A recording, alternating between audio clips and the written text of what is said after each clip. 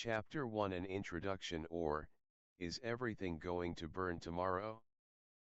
Some time ago, I was an unhappy sophomore studying political science at an average German university. My studies were not going well and identity conflicts were beginning to emerge inside me.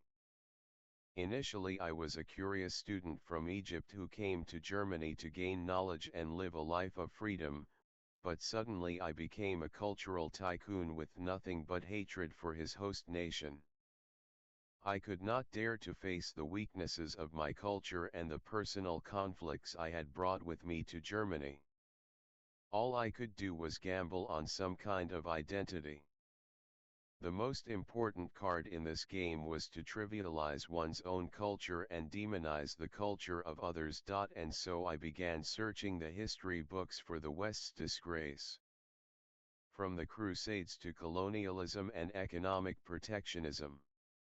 I loved listening to Germans tearing themselves apart and lashing out at their own culture. During this phase, I came across an old book at a friend's house, which at first seemed like a gold mine to me, Oswald Spengler's The Decline of the West.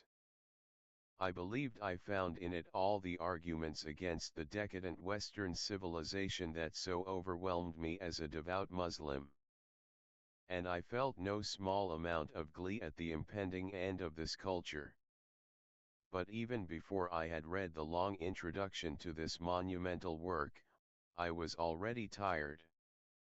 Apart from the fact that the book was written in a scholarly language that was difficult to understand for a foreign student who had only learned German a few years previously. Its content shocked me. The state of a declining civilization, as Spengler describes it, seemed very familiar to me. I was well acquainted with the aging culture that had become cold and soulless, infiltrated by materialism and formless violence. I struggled through the difficult text until I came across this passage. Finally, in a growing civilization in its old age, the fire of its soul extinguishes. In its diminishing stage it tries to gather strength once more with half success in classicalism, which is not a foreign idea to a dying culture dares to attempt a great creation.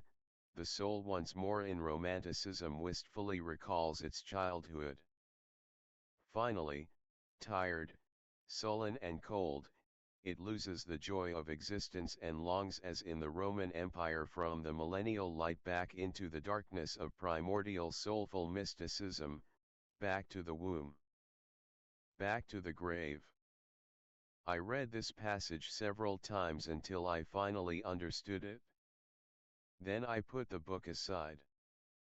I couldn't bear the thought that Spengler's analysis, in many ways, also applies to the state of the Islamic world today. I pictured the many Muslims I know who are unable to find their way in the modern world and have taken refuge in a feigned religiosity. I saw the Islamists marching up, who have closed their eyes to the spirit of the time and rave about the imaginary original community of Islam in the city of Medina. I saw the same myself. I didn't feel any evil joy, but rather uncertainty and anger, and had to stop reading. I was afraid that my idea of my own culture was nothing more than a bubble in which I had hidden myself from reality for years. From now on, I hated Spengler and his book and Germany even more. It was still too early for a Copernican revolution. It wasn't until more than 10 years later that I dared to read The Decline of the West again. My German was still not perfect, but I understood more this time. Now I read the book with different eyes and try to follow Spengler's advice to look calmly in the eye of the decline of one's own culture. In analogy to the sprouting, blossoming, and withering of a plant. The Munich scholar Oswald Spengler attempted in his 1918 book to explain the life cycle of a culture as the morphology of history. an image he probably adopted from the 14th century Arab philosopher of history Ibn Khaldun, who spoke of the childhood, youth, and old age of a culture. All advanced civilizations, from the pharaohs to the Hellenistic Greeks and Romans to the Ottoman Empire, had to undergo the process of rise, prosperity, and decline. The late stage of civilization, according to Spengler, is characterized by a lack of history and the ossification of all areas of life. Civilizational wars and wars of annihilation are accompanied by anarchic sensuality and entertainment industries. The disappearance of the culture-loving population, the death of art, and the fixation on pain amity circenses bread and circuses, these are all phenomena that can be clearly seen upon closer inspection of an Islamic society, provided one looks beyond the pious facade. Not only because of the rigidity of religious thought, I now consider the demise of the Islamic world inevitable, but also in light of the fact that most Islamic countries have now succumbed to a consumer mentality from which there seems to be no spiritual escape.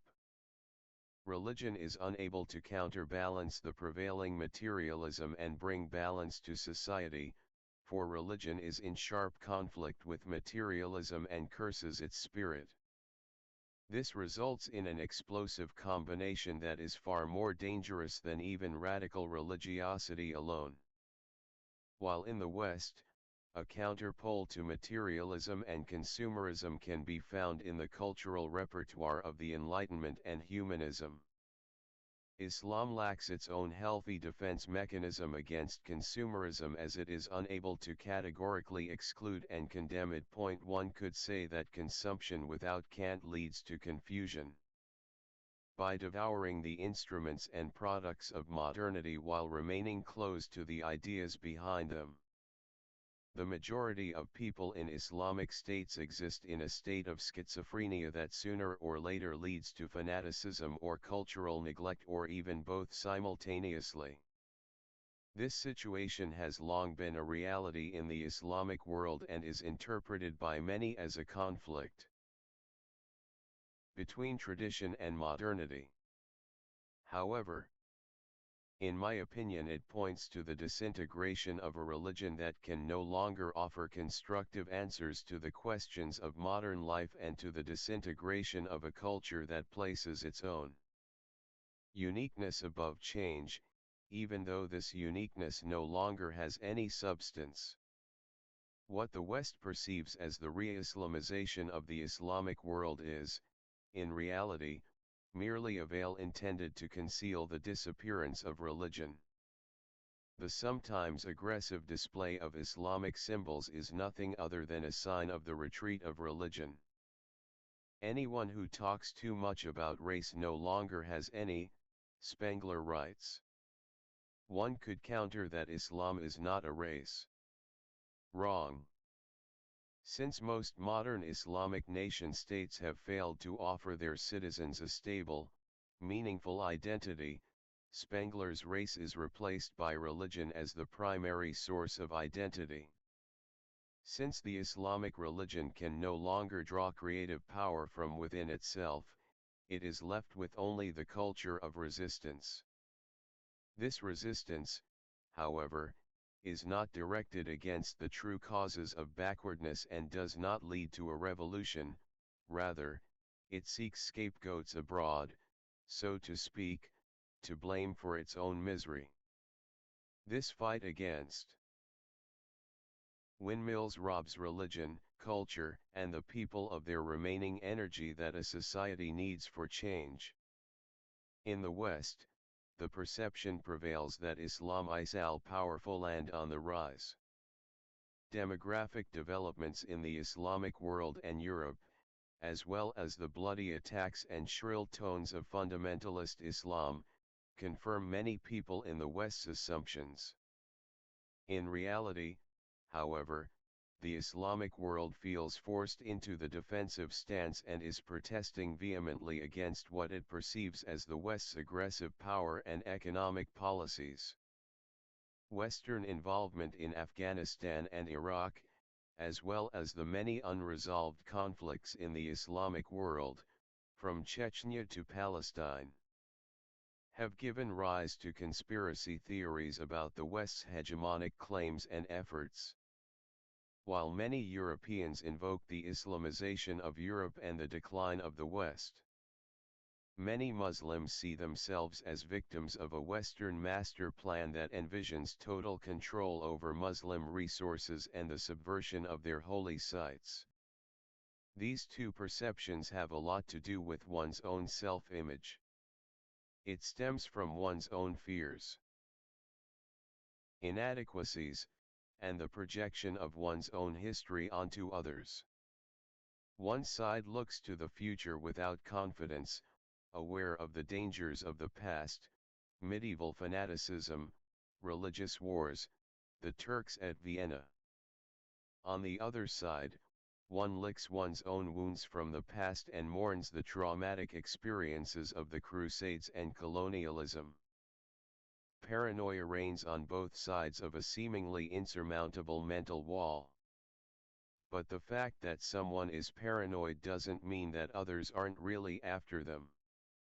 As for Islam, it may be anything in its current state, but in my opinion, one thing it certainly isn't: it isn't powerful. On the contrary, it is seriously ill and in retreat both culturally and socially.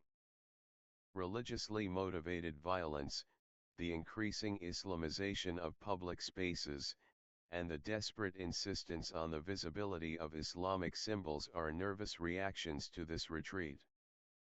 The advance of Islamism is merely an excited mobilization, and, as Spengler writes, woe to those who mistake mobilization for victory. These are clear signs of a lack of self-confidence and options for action. It is merely the desperate repainting of a house that is about to collapse. But even the collapse of a house remains dangerous, and not only for its inhabitants. From history, we learn that one culture is not replaced by principles, but by an even younger, dominant culture, and that the ambitious, more belligerent barbarians always ultimately triumph over the decadent, battle-weary civilized. Spengler cites the principle of blood as decisive for the mobilization of fighters. For Ibn Khaldun, it is a sabiyya, which means tribal consciousness. Both concepts can be complemented, if not replaced, by religion. Blood, tribal consciousness, religion.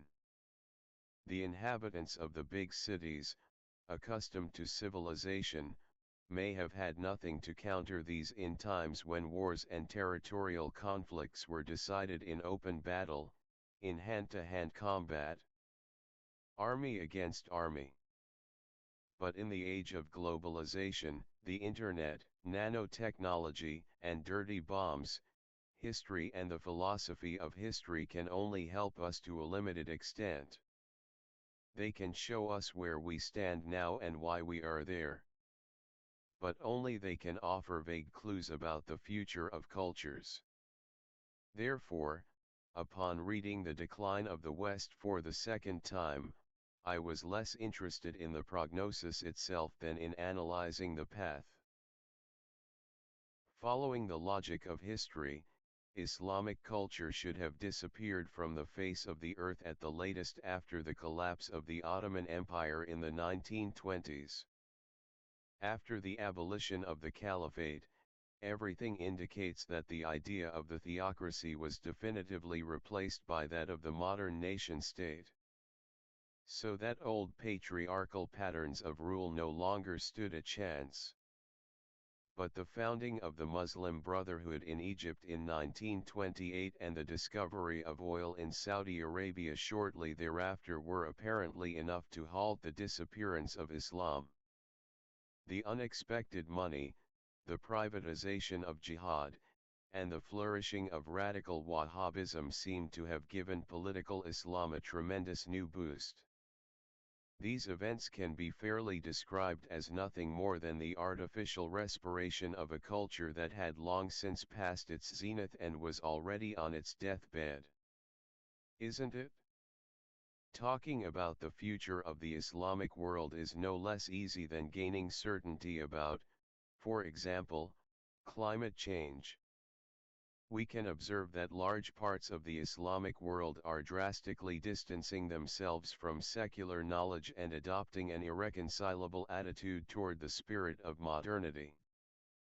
Furthermore, fundamentalism and resentment toward the West are growing rapidly and finding their terrible expression in violence and exclusion. At the same time, individualization processes are taking place among young Muslims, who are using the internet excessively and, depending on their financial situation, are consuming equally excessive modern consumer goods and no longer trust the old traditional structures. These diverse, parallel, mutually dependent, and influencing developments can result in both democratization and mass fanaticism and violence. It all depends on the infrastructures these isolated individuals encounter. In countries like Iran and Egypt, both radical forms of Islam and the efforts of young people to break free from these forms are flourishing. The fronts are more entrenched than ever, and a bitter confrontation is inevitable. The clash of civilizations conjured up by Samuel Huntington has long since become a reality. It is taking place not only between Islam and the West, as many suspect, but also within the Islamic world, between individualization and pressure to conform, between continuity and innovation. However, political reform and a reform of Islam remain a distant prospect, as the education systems still promote loyalty rather than free thought. Lack of productivity and growing public dissatisfaction with the stale political and economic situation are bringing increasing support to radical Islamists. Even in the financially better off Gulf states, social and political openness is seen as the introduction of the most modern consumer goods, not as a renewal of thought.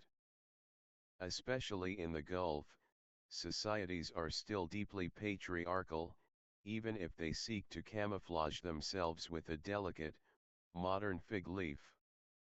In many Islamic countries, women are allowed to receive education, but are often prevented from leading independent lives. The so-called reformers of Islam still don't dare to tackle the fundamental problems of culture and religion. Reform debates are often initiated but never brought to a conclusion. Hardly anyone asks, is there possibly a birth defect in our faith? All questions of reform begin with the Quran and ultimately break down because of this erratic block of Islamic culture. Reformers and conservatives remain obsessed with the holy text. While some see it as the foundation for a theocracy, reformers search for positive passages within it that are suitable for modern life. They tweak verses until they somehow fit the circumstances of contemporary society. No one dares to ask why we need the Quran today. No one dares to engage in post-Quranic discourse. Because whenever the reform debate becomes serious, political manipulation stirs up the forces of reform as the fifth column of the West, thus making it easy to discredit or dispose of them. Fear of sanctions, which in the worst case could result in one's own death, keeps many from going far in their demands. I, too, seem to be obsessed with the Quran, and therefore want to demonstrate how even a quotation from the Quran condemns the Islamic world to destruction through simple logic. In Surah 13:17, it is written, He, God, sends water down from heaven, so that the valleys are flooded, and the flood brings foam on the surface of the earth. And a similar foam is formed when they heat in the furnace to make ornaments and equipment. Thus God clarifies truth and error. But the foam vanishes like bubbles, what is useful to man remains on earth. And thus God shapes the parables. Even the Quran suggests that what is of no use to humanity must ultimately disappear from the earth.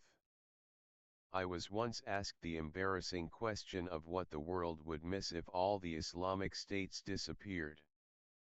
Nothing came to mind except oil and a few nice vacation destinations, and perhaps the fear of terrorism that tickles some people.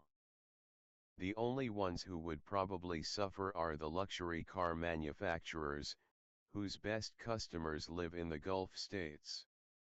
Yes, the question can be asked, what is the contemporary Islamic world leaving behind that benefits humanity? What are the contributions of the Islamic world in the field of secular knowledge, art, and architecture, to name just 3 areas? This question is easily answered with little or nothing at all. Why, then, is it difficult for many to recognize that Islamic culture has long since passed its civilizational zenith and is no longer capable of integrating itself into the global community? What remains of the history of Islamic thought, in my opinion, is the intellectual froth of an irreconcilable orthodoxy, and this can no longer exist in the modern world. One last time, the froth, with the courage of despair, will pour its fury over the top before it disappears. With this book, I attempt to explain how Islam collapsed and what it means for the world today when such a heavy body collapses in its midst, because this decline affects us all. Here, the claim that the Islamic world as such doesn't exist is quite right, because to view over 1 billion people between Indonesia and Morocco as a conformist mass is simply presumptuous. That's true if we see the Islamic world as a geographical, theological, or political entity, but this book is about the Islamic world as an imaginary construct called the Ummah, which, as a community, is supposed to encompass all believers, a dream that has fueled the ambitions of political Islam since its inception. It's about the mentality of many Muslims toward modernity, it's about Islam as a political idea that has since lost its substance and offers few answers to world events other than anger and violence. It's about this Islamic world. Is there just one Islam? This is a question often asked in a disingenuous way to nip criticism of Islam in the bud. Of course, Islam is very heterogeneous in its currents and manifestations, yet one can still speak of one Islam. While these differences may be of interest to theologians and ethnologists, politically speaking, they are largely irrelevant. When we speak of Islam, we don't mean ethnic manifestations, but rather the political ideology, the mentality underlying the Islamic belief system.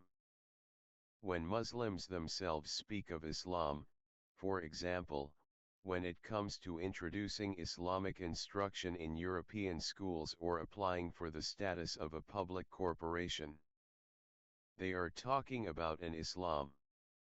When Muslims speak of the religion of peace, they don't say which Islam they mean, but when criticism of Islam arises, they resort to a sleight of hand to deflect the criticism. Which Islam are they even talking about? What kind of alcohol are we talking about when we say, a lot of alcohol is harmful to your health and leads to alcoholism?